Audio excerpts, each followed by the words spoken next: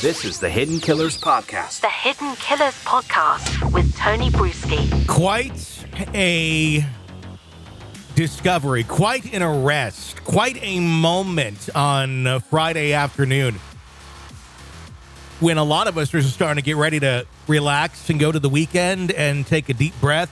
Suddenly, out of Long Island, New York, surprise! We think we have the Long Island serial killer. And what an interesting individual this seems to be.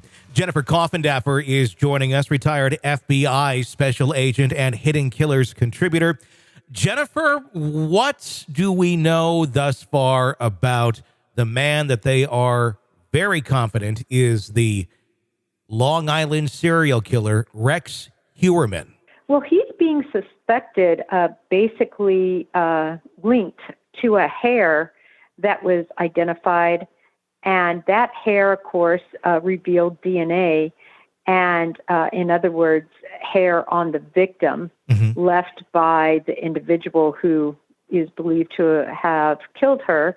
And then there was a piece of pizza crust that was recovered through by law enforcement of the suspect. And that DNA was a match. And so that's the reason we now, law enforcement meaning, has a suspect. That's interesting that it was matched that way through DNA. I know there's some other places that this has been other pieces of evidence circumstantially that are putting him in that place as well, including cell phones and burner cell phones and phones that were used to call some of these women, a lot of them in the sex industry.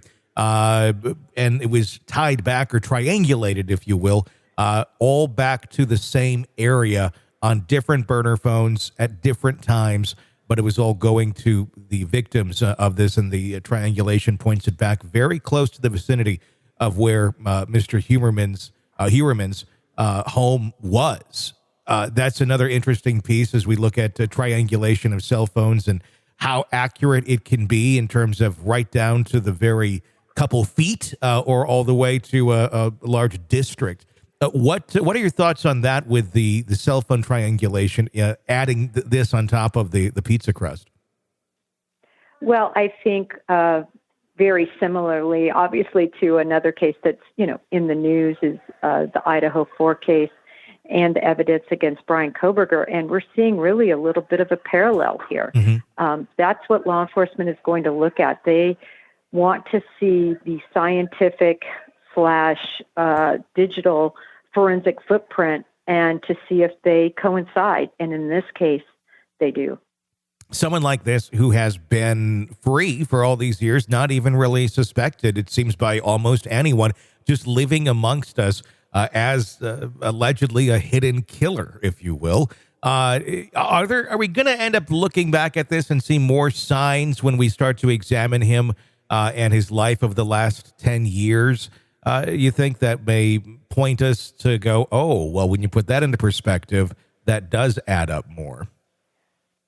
I think it's a great point. I think when you take the individuals and really take a deep dive into different things they've said, different things in their background, other individuals who have intersected with them that have unique and strange stories that they may be telling now about what he did when he was in their presence. I think we're going to see a lot of that, Tony, people coming forward, if indeed, of course, this is the individual.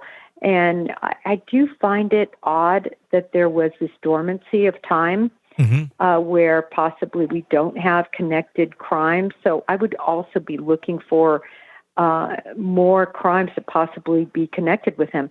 This reminds me also of the case that has just been solved, at least in terms of them getting a suspect in Boston, of this Boston rapist, where it started out with 4 and now we're up to 7. And, DNA and DNA through genetic genealogy is going to be really just an amazing tool that's going to continue to be used to solve these types of crimes.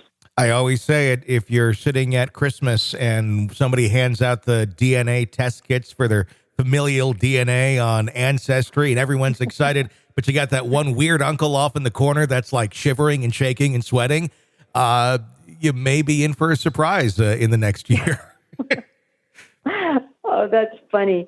It truly does, have the ability to connect people that really have absolutely, of course, nothing to do with the crime, but they can lead investigators to who committed these crimes. This is the Hidden Killers Podcast. Want more? Start binging on all of our true crime podcasts right now through Apple Podcasts and get an ad-free experience when you sign up to be a True Crime Today Premium Plus member exclusively on Apple Podcasts. More of the Hidden Killers Podcast, dropping soon. Press subscribe now.